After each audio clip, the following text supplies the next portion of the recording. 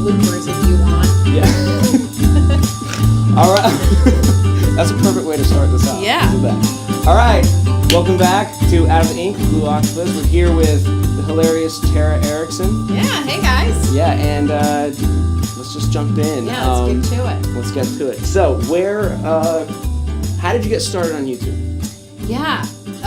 It was actually like a year and a half ago, a friend dared me to make a YouTube video because he was like, I think that you have a personality to do that. I had made one video that was like, I'm calling for writers to send me a sketch. Send me a sketch because I'm an actor and I want more work and I want to film a sketch.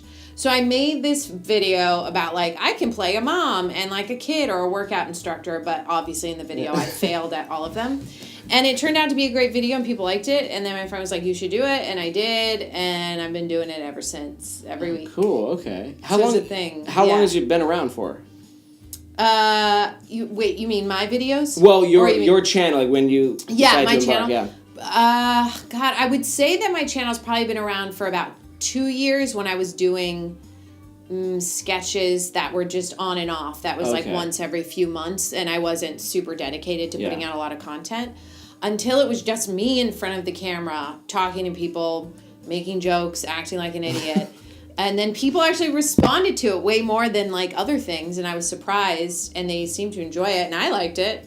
And then I started pushing out more consistently. But I think when I first started, it would just be like a sketch here and there with friends. Oh, cool. Okay. Yeah. Do you have a schedule on your channel?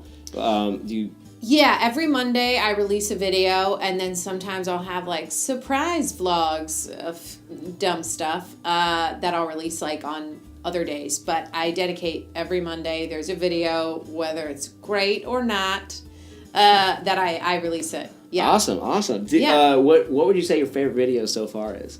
Oh, that's a good question. I don't know. It would probably be, so I reenact movie trailers in my apartment by myself with like props that I find in my apartment. And I reenacted John Wick, the movie trailers, and those are great because those are a lot of fun for me to make because it's really dumb, and I'll just be like jumping over the couch as though what I'm doing is spectacular, and then I'll slow it down. Now, do you live in your apartment, you said? Do you live on like above someone, or do you live below someone? I live below, I know, right? Okay, I live below someone, but luckily my studio is all concrete around me, so no one can hear anything, so I can like yell and be jumping and do whatever I need to do. But that would be rough if I was, you know. Oh my God. This idiot would have ended a long time ago if that was the case. Because it's mostly me running around and falling and saying like, ow, or just this is awful. So what the heck is going on up there? Yeah. Someone's being killed. Yeah. Oh my God. So where are you from? I'm from Las Vegas, actually. Really? Yeah, but I came out to LA when I was 18. For acting? Yeah. Okay, cool. Yeah, so I feel like this is my home now. Oh, awesome. This is my jam. And you did the whole program over at UCB, right? I did, yeah. So I went through all 4 levels, and I love it over there. And I'm doing actually still their boot camp. They have boot camp that's like available. Oh, nice. Okay. Where you can do it every day from like 12 to 2 p.m. during the day. Okay. Which is cool, and I've been doing that. But I'm more of a sketch person, like as an actor. So I think my goal is more like sketch, but it's important to go through improv as a comedic actor for like commercial work and other stuff. Casting directors are always like improv, strong improv, and sketch. Otherwise, they won't even see you. I was gonna ask, do you script out your sketches for your channel, or is it mostly improv? All of the sketches that are like produced sketches where you can tell someone else is behind the camera shooting it, those are all written out and pre-written written material. For all of my other videos, it's all improv. It's just like I have this idea and I just sit in front of the camera and just roll, and it's a lot of my stuff. I'm like, edit that out, cut that out. That's the power of editing. Yes. Power of editing. A lot of it is like improv. I'll just have like an idea, maybe a few lines in my head. I'm like, that would be funny, or it should go here, like an outline maybe. Most of it is all improv. Cool. Yeah. So, content creation is like your thing. Do you think that now, in kind of the climate we're in for actors, do you think that's that's really important for, rather than just going to a casting call, rather than just waiting for your agent to call you? Right. Do you think that it helps? You think it's important now? I think it's highly important. I think if you're not doing it, you're at a disadvantage, only because once I started doing it, I'm releasing videos every week, so I'm constantly in front of people's faces. And so when they see my videos, I release organically to Facebook or YouTube, and also promos on Instagram and Twitter. And so I'm in their feeds and they see me a lot. So there's like a lot of people who are like, oh, an actor, who's the last person that you're going to be thinking of? Probably someone who's popped up in your feed and they've been like, oh, I see that you're shooting a lot. You seem busy, like you would maybe know how to act on a set. Yeah, and I guess the creating something like a big national commercial or anything, it's a lot of money involved, and they probably want their actors to be on their game. Yeah, so, totally. Wow, okay. Even though I knew I was already on my A game before I started making YouTube videos, but my YouTube videos and me making content and being seen as more of a creator, not just like an actor, like, oh, you do stand-up and comedy and like improv.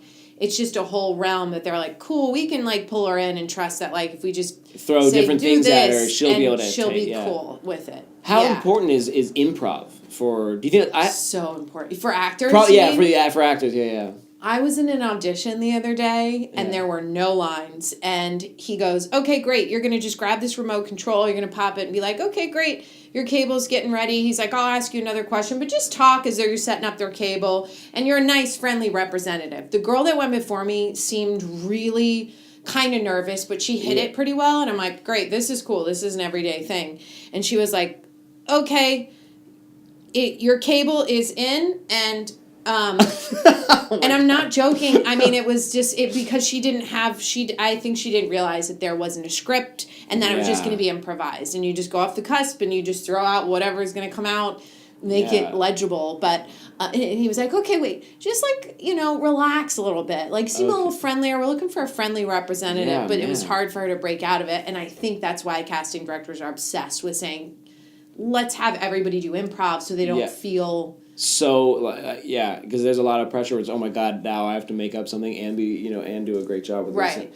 So, what is what's like the number one rule for improv? What would be like, what's do you have like a foundation that? God, no. There's no. I actually, God, no. I mean, try to be good, but no. Yeah, I think it's finding. I mean, what UCB has taught me, but I also studied at IO too, which was great. I think I have been attached to in improv, finding the game of the scene, meaning that something that comes up organically that you think is fun, and you decide to kind of just hone in on that and play the game of what that is. And it's helped me with my writing. I think if people probably haven't taken improv, they're going to be like, what are you talking about? What game? Is it Scrabble? I mean, it's... but I think, it's a typical, say yes and, don't, deny and, don't try to get in an argument and a fight, which is a lot of, amateur type improv. I guess, a lot of people at least for me, level one, you always want to get in a fight because you're like, let's start a conflict because nobody knows what to say. Did you ever watch The Office? Yes, of course. that where Steve Carell is in his improv class and he always has a gun? Yeah. Oh my God, it's so funny. It's so funny. I forgot about that. It's so funny. Oh my God, it's so good. I would think just go with what's funny, and you tend to know what's funny. It's like that first laugh, that means something from an audience. It's like, why were they laughing? Cool, let's play with that idea. And build it. And then they'll laugh again if we kind of start a pattern. That's awesome. Oh, man, I should probably get into improv or something. Yeah, it sounds fun. Should, because that's no game here. Thanks, appreciate it, Tara. Jesus. So what are you working on right now? Are you just working on just pumping out sketches and YouTube, and I'm working a lot on my stand-up. So I'm doing stand-up now, and that requires a lot of writing. Yeah. And who do you write? And who do you write with? Do you for my stand-up? It's just me. Okay. But I did take an awesome class for any women who are interested in stand-up comedy with Pretty Funny Women with Lisa Sunstedt. She's amazing. That class is the only reason I got into stand-up, and I'm in the advanced class now, and it's just a group of women that get together that are working on comedy, and we all help each other out to help with each other's jokes jokes and sets and stuff like that. But for stand-up, it's a lot of pressure because it's just you up there. So the writing, it has to be in your voice. And so it's just me writing down idiotic ideas that I'm hoping are going to be generalized and that the audience will grasp onto. My comedy or stand-up is a lot of observational comedy. Yeah, I was just about to ask, like, on. Yeah, I've seen. I lived with a comedian for years. Oh my god. And no comment. But I would go to a few of the shows, and I noticed that a lot of women take this route of like vulgarity in their comedy, I feel, and I actually. I don't know. I don't think it's that original. I'm sure it has its it has its place clearly, but I was wondering what approach do you take, or how do you view that? How do you, because there's women that will go like as vulgar as possible, right? And then that's kind of their shtick. And I see it a lot. Yes, and. It's a theme now. It is a theme. And do you like that theme? Or I mean... that is not me, like the core of who I am. And I feel like a lot of women, because they see like up and coming comedians, like Amy Schumer is great at what she does, but that doesn't mean like all you women should try to be like, talk about my vagina and sex a lot. Because she's great. I mean, there's a lot of women comedians who would go to like vulgarity and stuff like that, and they make it work. I feel as though a lot of women are putting up this front of like, this is what I should be talking about in comedy, is sex and pushing the threshold and pushing limits, because that's what audiences like. For me, it's just not natural to my core. I talk about like my trips to Target and Disneyland and characters that I find there that like, the kid, he had the lisp, and he talks about his BB-8 cup a lot. Stuff like that, I find those things funny, more observational, just like looking at life and what's funny about this thing that I'm seeing.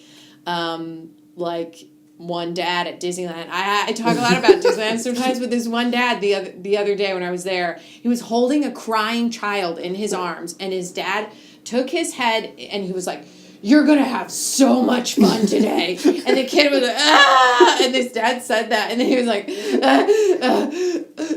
okay. Yeah, okay. It worked. And me walking by, I'm like, not great parenting. But then I heard the kid, like, it's like, wait, okay. Maybe, and I'm like, okay, it worked. That's great.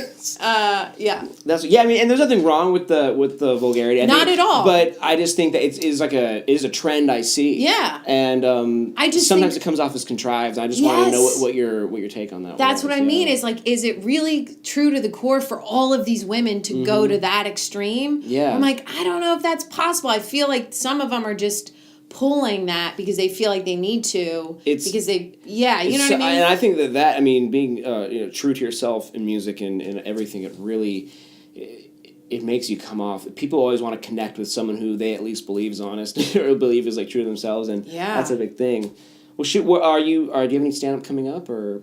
On April 20th, I'll be at Flappers in the main room. Yeah. Flappers April Comedy Club in Burbank. And, it should be a fun show. A lot of pretty funny women there. Well, that's actually going to be up in 4 days. Wait, say that again? Because, your show will be coming up in 4 days because we release on April 16th. Oh, hey! So we'll do a little promo for you, too. Yeah, that'll be fun. All right. Yeah. Well, shoot, I mean... Tara, thank you so much. Yes, thanks for having me. Absolutely. I'm going to tell all my friends, come here to Blue Octopus Media and get your self-tapes. Yes, I have a lot of actor friends. Yeah. So you got to come on down.